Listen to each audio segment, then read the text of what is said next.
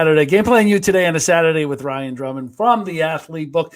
First of all, Ryan, you look like you're at a great press conference right now, so I hope you're not announcing your retirement. In total transparency, the trade show got canceled right as COVID hit. I put the step and repeat, and I am talking to you live from my garage. It's fantastic, right?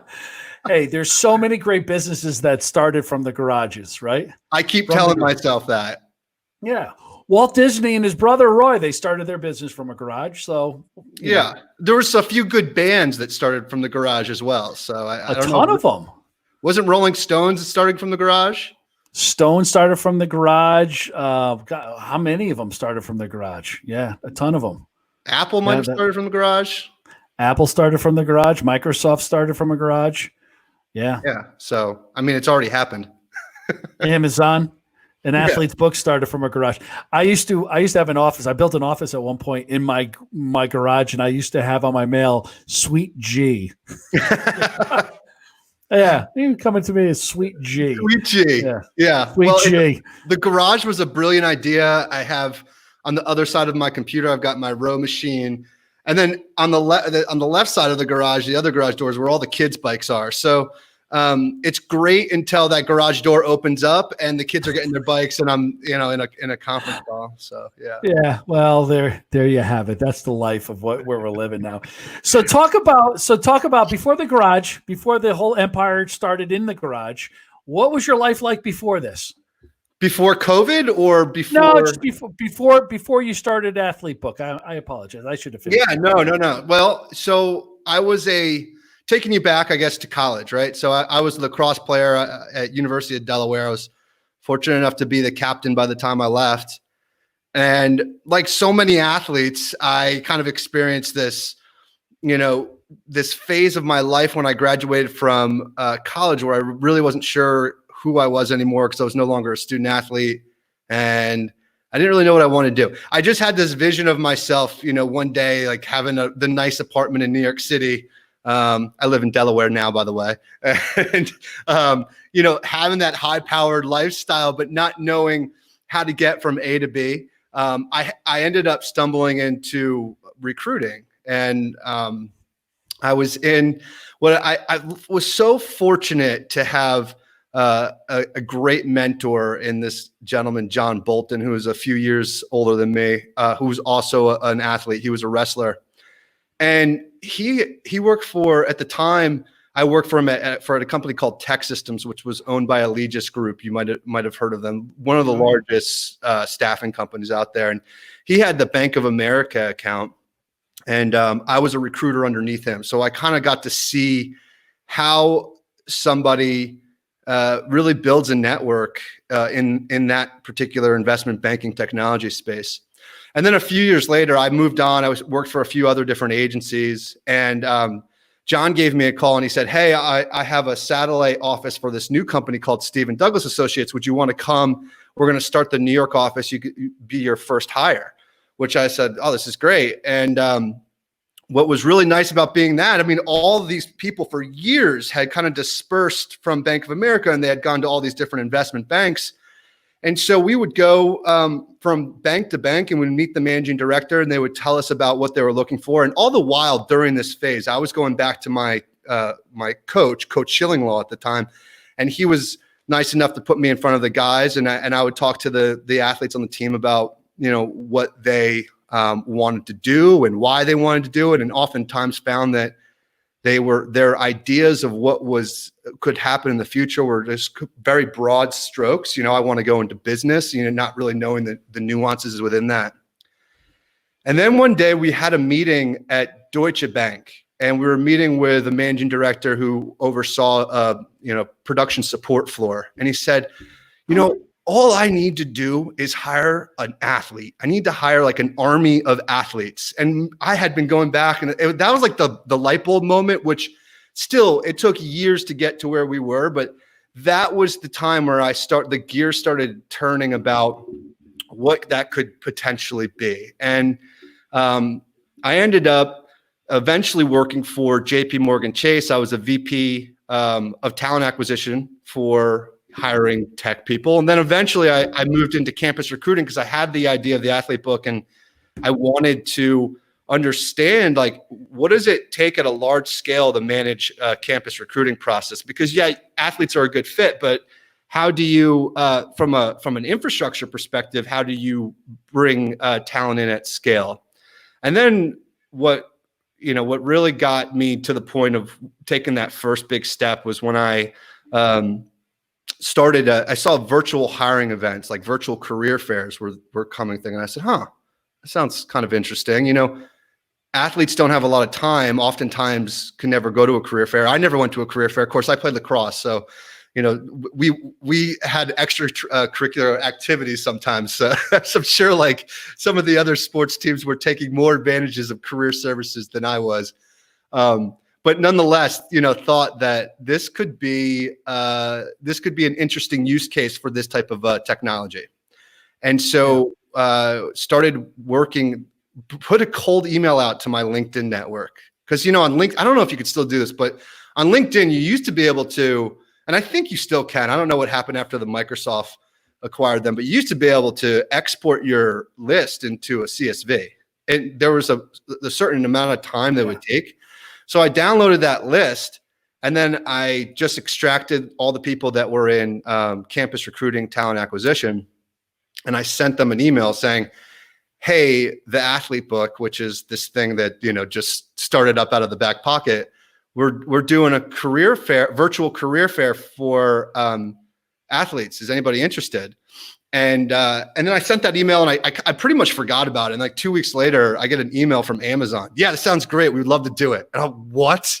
And then I had to invest in the technology to do this. And I didn't have the money. I mean, my wife was not going to let me like invest at this point, so then I reached out to, all of my well-off friends, and my best friend who I grew up with did a $50,000 convertible note. So I was able to invest in the technology.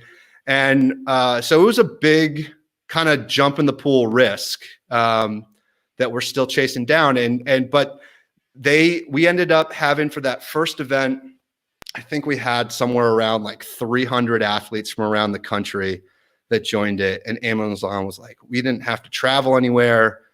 That we are specifically looking for leaders to manage their warehouse. So like, I don't know of any other role with any other company where out of college you could manage like 200 people in a warehouse other than the military, right? So they love the idea of an athlete because of the conditioning that you build, that inherent grit and that leadership over the course of 4 years. And that was a few years ago. And then the rest has just been kind of an evolutionary process. Yeah. Well, that's amazing. I didn't know that whole story there, but it's interesting. What did you find out about, this is your first time being an entrepreneur? No, I've had several failures in the past, but my first time was my yard business when I was 12 years old. That was the first one, and then there was several other. There was a company, Kinwork, where we raised money in 2011, and I had I won't say his name, but we had a high-powered technologist developer that was in New York City in the trading technology space build a really great platform that was, this was 2011.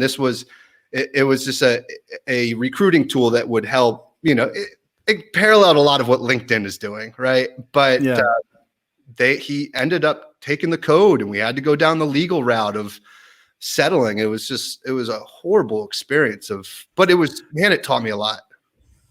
Well, I think a lot of founders who are getting into technology space the first time, especially if they're not programmers and developers who are maybe come from a marketing or financial world, and now they're jumping into finding that developer. What advice would you give to them? Maybe things that you learned about, owning the IP, finding the right developer. Do you go offshore, or do you go here in the United States? Do you get them on your board? I just threw you like 6 questions in one. No, there's a through line through all that. And it's really important that, did I lose you? Are you still there? I'm still here. No, Okay. I'm still here. Okay. So it's really important to test out the idea first before you go into a vacuum and start developing. I mean, that was a really expensive lesson for us, and luckily we were able to get money back from the settlement. But there are so many tools out there that probably are going to get you to where you need to be. You can tie together, WordPress, leadpages.net.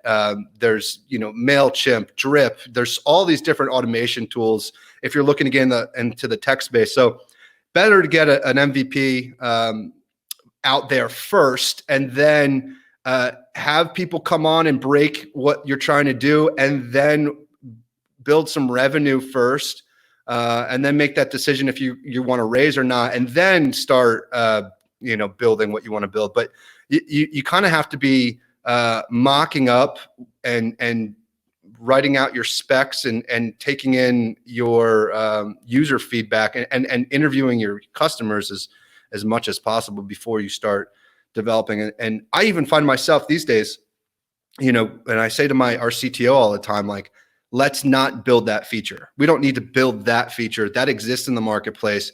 Let's just purchase the low monthly cost for this vendor. Let's see how it works, because oftentimes when you're trying to build a big vision idea, there's already specialty tools that will get you there. You just have to tie them together as a puzzle.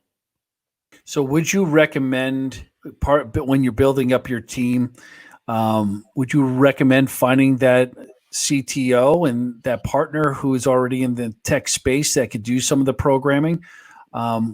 Yeah. So what's your thoughts on that? Yeah, I think it's important to have a CTO and really understanding what runway do you have with that CTO, and what are your long-term plans in terms of a partnership perspective? Because what I've experienced is that once you start for 3 months, if they're going to start getting excited about the project, they're going to want to bring you in, or they're going to want to become more whole, or they're going to want more money. So not that really totally answers your question, but having a technologist that at least is familiar with the same type of technology that goes through that kind of user flow is important. For instance, like our CTO now, he has experience in recruitment tech. He has experience in background check tech. Now, not that we're doing background check, but it's in that environment of talent acquisition, which is important for us. And also from an infrastructure perspective, we knew that we wanted to build in a software language called Laravel. He has been building in Laravel for 3 solid years. And luckily he's not a 15, 20 year vet. So we're able to work with him from a monetary perspective, and it's his first time in the venture space. So it's been a really good partnership so far with our current CTO. I just hear so many horror stories about, and we went through it as well with my old company of finding that what we thought was a right tech partner, and they either walk away, they either overcharge, they don't complete the project that you originally agree upon. And it seems like there's a good percentage of the folks that in the startup space, especially those who don't have the background in technology, that it seems like the expectations are just overemphasized. They're just not managed well, and a lot of under delivering. Is that, how would you say, what advice could you give to make sure that doesn't happen to somebody else? Yeah. Well, the athlete book is in such a nice position because we're able to pull athletes that are interested in all different things. So what I recommend doing is finding somebody young who you can groom and teach, but bring in a 15, 20-year consultant where what the billable hourly rate is. They know the agreement that they're getting into. And the sentence that you want to use is, can I commission your time to look at my use case and maybe give it an hour, and then have that hour with them, feel that comfort with them, and then say, hey, can I commission your time again for an hour to connect with our junior developer? So commission the time is key. I'm willing to pay you for it, right? And I value your expertise. I don't have the long-term budget to bring you on. And I do that in all different areas of the business, whether it be marketing, tech, and there's so much that we need to build on. I mean, like you said, can I pull up your site? I'm like, it's like I see where the site's going to be, and I know it's not there yet. So it's just, in these times too, I especially feel, not to go off on tangents, but with COVID, it's like you're looking where you can reserve cash flow to lengthen that runway.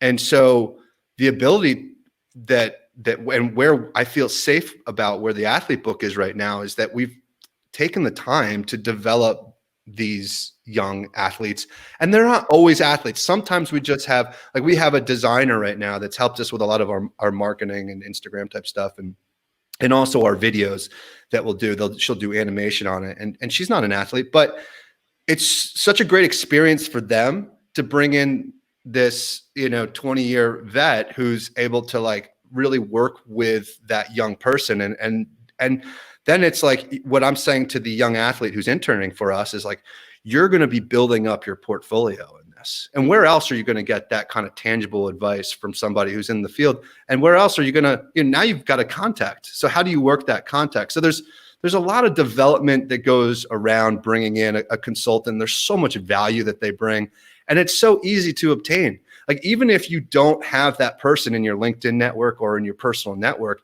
Upwork, Fiverr, I mean, you can just do so well, and it's so easy to filter out exactly who you want. I mean, most of the time when I'm looking on Upwork or Fiverr, I try to first look locally, because my thought is this person might be an employee of ours in the future, but at the very least, I want a local go-to person. Let's talk about the connecting the dots of what Athlete Book does.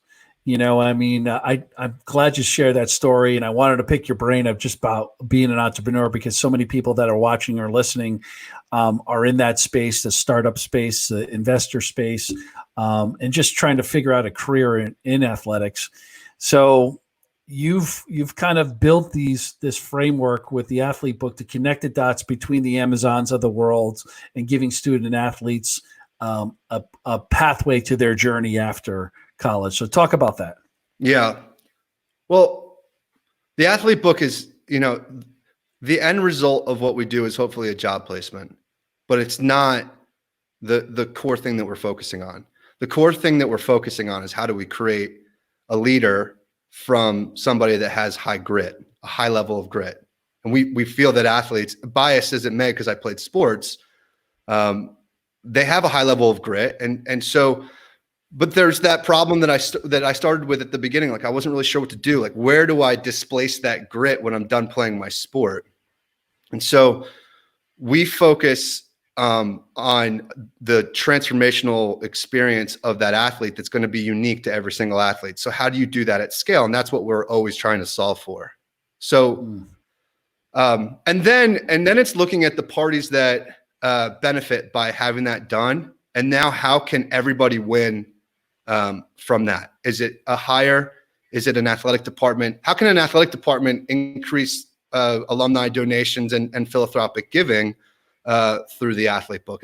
And then how can we help that athlete understand who they are on a trait level? So when they come in, what the experience is for the athlete, but for the athlete and what we're trying to build and improve on is they come in and we say, hey, welcome to the Athlete Book. The first big step is you signed up. Now let's figure out who you are. So let's get you, it's your journey to base camp. And once you get to base camp, we'll give you the tools and the support you need. And what that journey to base camp is a 2-minute career discovery assessment. And it breaks down their traits in a way that was really impressive. I did extensive vendor research on psychographic assessment software tools. Matter of fact, when I was at JP Chase, I was a part of a group that was looking for a vendor in that space. So I kind of had a close hand look at what was going on. That JP Chase had a few different work streams, and that was one that really fascinated me. So anyway, we found this vendor that we fully integrated into the Athlete Book. And so then once you have that, what's unique about it is, all right, now let's look at all the parties involved, right? The athlete has a little blueprint of These are your dominant traits, which means that you're probably going to be good for these types of roles. These are your weakest traits. These are your best work environments. This is an environment where you're probably going to have conflicts with people that are of these type of traits. And this is where you're going to find compliments with people. And then here's your best career track. So now that's not going to be all understood right after the assessment. So that's why the athlete book then has working on courses where it's like, let's go back and look at that. So like when you're in the interview situation, how can you use that information to, one, understand if this is a good working environment for you, but two, to be able, once you understand if it is, how do you convey that why you're a good fit on a trait level? So when they say, give me your three weakest and your three strengths and your three weaknesses, you could speak on a scientific level now, and that level of assurance is going to be great. Now, from the coach's perspective, they're able to see the whole personality makeup of their team. The athletic department's able to see kind of the whole personality makeup of their athletic department and their coaches. And then from an employer, and there's parts of this that we're working through with data privacy, but an employer has a better understanding of who they're hiring. They know they're an athlete. They can see their dominant and weakest traits. And then also the employer is able to see the types of courses that they've looked at on our platform. Because really, yes, we're a recruiting tool. We have a job board up there, but what we're building and what we're excited about is video-based content, like e-learning development content that's gamified.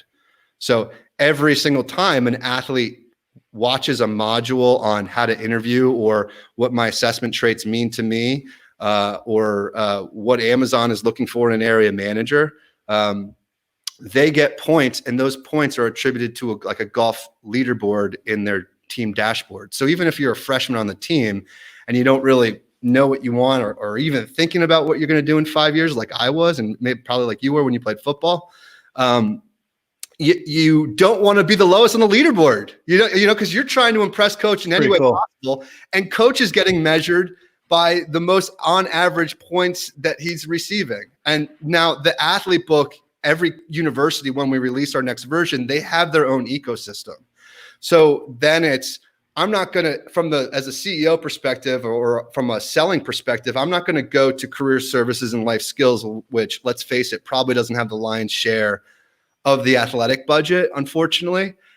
What we're looking to do is partner with the development team and say, hey, you have naming rights here, and there's a strategic recruiting initiative for an employer like an Amazon to have a naming right in the career discovery portion of this online assessment that sits inside your platform, because they have closer interaction than to recruit. Or maybe an alumni who has a small business, gets the importance of working with athletes, and it's the Rob Thompson Center for Career Development and Life Skills. So we want to take a percentage of the revenue that's built in from raising philanthropic and alumni giving funds. And I think that that's a key differentiator between us and LinkedIn and Athlete Network and and all the other platforms that I'm not going to mention right now. Well, that's okay. Yeah. Yeah, it's okay. So let's wrap it up on this last question, and I hope that it's something that I think ties it all together. With the student athletes, and obviously you being one of them way back when, right? Yeah, at Delaware, and a captain of your team. So what advice would you give Ryan back there at Delaware, and with the lacrosse stick at the lacrosse parties, and knowing what you know now? What advice would you give to that Ryan? I would say, Ryan, first of all, don't refer to yourself in the third person ever. Okay. But I'm allowed to do it. I'm coming from the future, and I'm telling you, young Ryan. So that's first.